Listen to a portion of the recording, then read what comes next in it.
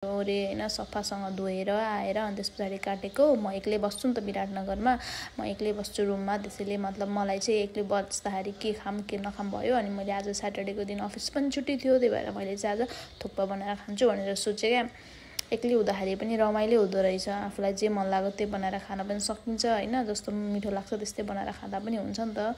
हेर्नु न मैले यो टमाटरको माथिको त्यो के भन्छ त्यसलाई, त्यो उयसमा हुन्छ नि, त्यसलाई मान्छेहरूले निकाल्छ नि त, मैले चाहिँ निकालिनँ बिकज मलाई भिडियो बनाउने मुडमा थिएँ नि त म। अनि नर्मली पनि म निकालेर त हुँदिनँ हुन त, त्यही भने। अनि यता हेर्नु न थुक्पा यता उम्लिसक्यो, उम्लिँदै थियो भर्खर हालिदिएको थिएँ नि त, उम्लिन आँटिसकेको थियो। अनि त्यस पछाडि यता मैले यो निकालिदिएको चाहिँ भिडियो बनाउन बिर्सेछु। हेर्नु न यसरी के भन्छ म्यास गरेँ मैले, अनि गरिसक्दाखेरि उम्लिँदै थियो। उम्लेर यता मैले तेल हालेँ, कुकर बसाएर तेल हालेँ, अनि तेल हालिसके पछाडि टक्क लाएर मैले यता अब मसला हाल्छु। मैले जिरा हालेँ, त्यस पछाडि जिरा होइन यो मेथी हालेँ, मेथी हालिसके पछाडि मेथी चाहिँ जहिले पनि जेमा पनि मेथी हाल्ने बानी छ क्या, त्यसैले मेथी जिरा हालेँ। अनि जिरा हालिसके पछाडि मैले यहाँ हाल्छु अब प्याज हाल्छु।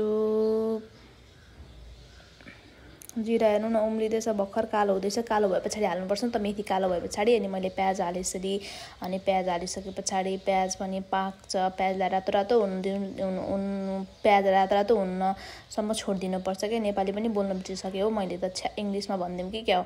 अनि प्याजलाई हल्का रातो रातो हुनसम्म छोडिदिने, त्यस पछाडि बेसार हाल्ने। मेरो रेसिपी हो यो चाहिँ, यु क्यान लाइक जसरी पनि बनाउँदा हुन्छ, आफूलाई जस्तो मनपर्छ त्यस्तै। मैले बेसार हालेँ, बेसार हालिसके पछाडि यसलाई मैले अब के गर्छु हेर्नुपर्छ है त, एकछिन पर्ख्यौँ। त्यस पछाडि मैले यसलाई चलाइसके पछाडि यसलाई मैले रातो रातो हुन्जेलसम्म छोडिदिइसके पछाडि मलाई अप्ठ्यारो भइरहेको थियो क्या एउटा हातले भिडियो बनाउँदै चलाउनको लागि, त्यही भएर। अनि त्यस पछाडि मैले यसरी हालेँ आलु मटर म्यास गरेर, अनि टमाटर पनि मैले यत्तिकै सिँगै हाल्थेँ क्या।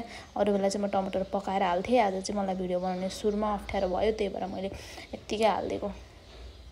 अब यो टमाटर हालिसकेँ, कस्तो लामो भिडियो बनाएको रहेछु भने नि यो गर्न पनि अल्छी लागिसक्यो। अनि त्यस पछाडि टमाटर हालिसके पछाडि मैले यसमा टक्क लाएर अब स्वादअनुसार नुन हाल्ने, आफूलाई कति नुन मनपर्छ होइन, कति नुन खाँदाखेरि ठिक हुन्छ त्यति नुन हाल्ने, चट्ट लाएर टक्क अलिक चट्ट नै मिठो हुन्छ नि त। अनि नुन हालिसके पछाडि मजाले चलाउने हेर्नु न कति अप्ठ्यारो भइरहेको थियो मलाई, एउटा हातले फोन बोकेर।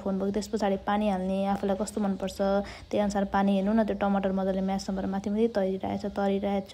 त्यस पछाडि सिटी लगाउने। यो कुकर चाहिँ किन मैले फोहोर नभन्नु ल, त्यो अघि मैले के भन्छ मटर उसिनेको थिएँ नि त त्यसकै होला। अनि त्यस पछाडि हेर्नु न थुक्पा रेडी भइसक्यो। त्यसपछि मैले भिडियो बनाउनै पाइनँ, हेर्नु न एकैचोटि भिडियो बनाएको छु, बनिसकेको त्यो पनि ब्लर आइरहेछ। हेर्नुहोस् मेरो थुक्पा रेडी भएको छ पाकेर, वाउ यम्मी थियो, मैले खाइसकेको छु। ल बाई बाई, सी यू।